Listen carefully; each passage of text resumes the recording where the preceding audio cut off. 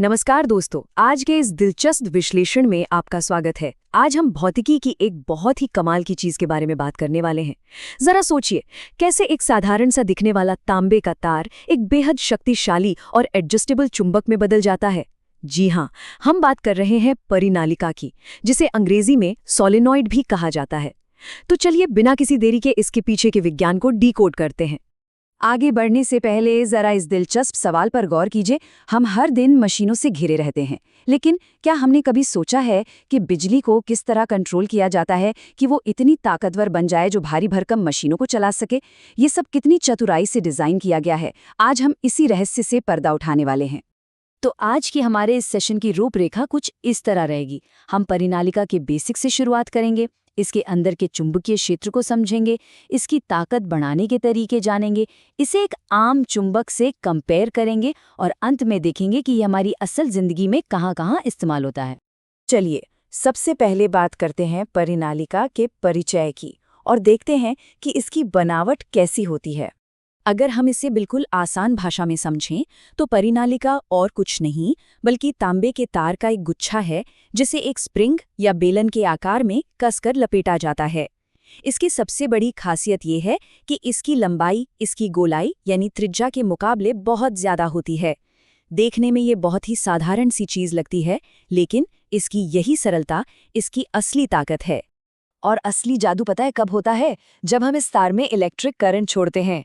जैसे ही करंट इस तांबे के तार से गुजरता है, ये शांत पड़ी कॉइल अचानक से एक प्रॉपर चुंबक की तरह काम करने लगती है। मतलब एक पल में ये सिर्फ तार का एक टुकड़ा है और करंट जाते ही ये लोहे को अपनी तरफ खींचने लगती है। है ना कमाल की बात? आप आते हैं हमारे दूसरे पॉइंट पर। परिनालिका बाहर से तो चुंबक बन गई, लेकिन इसके चुंबकीय क्षेत्र के अंदर आखिर चल क्या रहा है? इसका अंदरूनी नजारा वाकई अद्भुत है। परिनालिका के ठीक बीच में जो चुंबकीय रेखाएं होती हैं वो एकदम सीधी और एक दूसरे के बिल्कुल समानांतर होती हैं। विज्ञान की भाषा में इसका मतलब है कि अंदर का मैग्नेटिक फील्ड एकदम यूनिफॉर्म या एक समान है, हर जगह बराबर ताकत। लेकिन बाहर इसका असर काफी कमजोर होता है, बिल्कुल किसी आम छड़ चुंबक की तरह। अब आप सोच रहे होंगे कि इसमें नॉर्थ पोल और साउथ पोल कैसे तय होते हैं, तो सुनिए, ये पूरा खेल करंट के बहने की दिशा का है। करंट किस तरफ से जा रहा है, बस उसी आधार पर इसका एक सिरा नॉर्थ पोल बन जाता है और दूसरा साउथ पोल। यानी ये कोई फिक्स चीज नहीं है, बल्कि पूरा कंट्रोल हमारे हाथ में होता है। चलिए अब हमारे तीसरे हिस्से की तरफ बढ़ते हैं। हम इस परिनालिका की चुंबकीय शक्ति को और कैसे बढ़ा सकते हैं?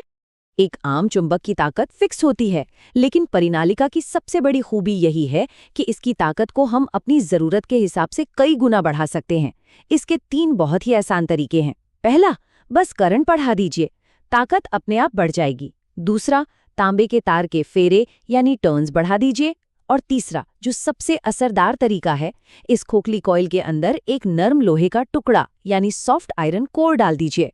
ऐसा करते ही इसकी ताकत अचानक से कई गुना बढ़ जाती है। यही बात हमें हमारे चौथे टॉपिक पर लाती है, परिनालिका बनाम आम छड़ चुंबक।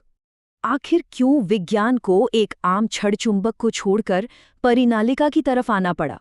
इन दोनों का आमना सामना करते ही ये बात बिल्कुल साफ हो जाती है कि ये इंजीनियरिंग के लिए कितनी बड़ी छलांग है। देखिए, अंतर बहुत ही साफ है। एक छड़ चुंबक परमानेंट होता है, लेकिन उसकी ताकत फिक्स है, आप उसे बदल नहीं सकते। वहीं दूसरी ओर परिनालिका एक टेम्परेरी चुंबक है, लेकिन इसकी ताकत को हम पूरी तरह से एडजस्ट कर सकते हैं। और सबसे बड़ा गेम चेंजर क्या है? आम चुंबक के ध्रुव हमेशा के लिए तय होते हैं, लेकिन परिनालिका में बस करंट की दिशा पलट दीजिए और आपका नॉर्थ पोल तुरंत साउथ बन जाएगा। मशीनों के लिए ये फ्लेक्सिबिलिटी अविश्वसनीय रूप से मूल्यवान है। तो इस सब का असल जिंदगी में क्या फायदा है? आइए अपने 5वें और आखिरी भाग पर नजर डालते हैं, इसके व्यावहारिक उपयोग। सच कहूं तो परिनालिका हमारे आसपास हर जगह है। भारी भरकम इलेक्ट्रोमैग्नेट्स बनाने से लेकर फैक्ट्रियों की बड़ी मशीनों को चलाने तक इसी का इस्तेमाल होता है। अस्पतालों में जो MRI मशीनें होती हैं, जो शरीर के अंदर की सटीक तस्वीरें निकालती हैं, उनमें इसी परिनालिका का एक बहुत ही एडवांस्ड वर्जन काम कर रहा होता है। और तो और हमारे घरों के बाहर लगी साधारण सी इलेक्ट्रिक बेल भी इसी के एक छोटे से रूप से चलती है। एक छोटी सी घंटी से लेकर विशाल मेडिकल मशीन तक हर जगह कुल मिलाकर कहें तो परिनालिका विज्ञान का कोई छोटा मोटा टूल नहीं है, ये एक बुनियाद है। ये वो कड़ी है जो बिजली को चुंबकीय शक्ति में बदलती है और आज की हमारी अनगिनत मशीनों में जान फूंकती है। इस चर्चा को खत्म करने से पहले मैं आपको एक विचार के साथ छोड़ना चाहता हूँ। जरा सोचिए, अगर एक साधारण से तार को लपेटकर और उसमें करंट दौड़ाकर हम एमआरआई जैसी विशाल मशीनें बना सकते हैं, तो इस ब्रह्मांड में और ऐसी कितनी अदृश्य चुंबकीय ताकतें होंगी जो हमारे भविष्य को पूरी तरह से बदलने का इंतजार कर रही हैं। इस बारे में जरूर सोचिएगा। आज के इस विश्लेषण में हमारे साथ जुड़ने के लिए बहुत बहुत धन्यवाद। सीखते रहिए।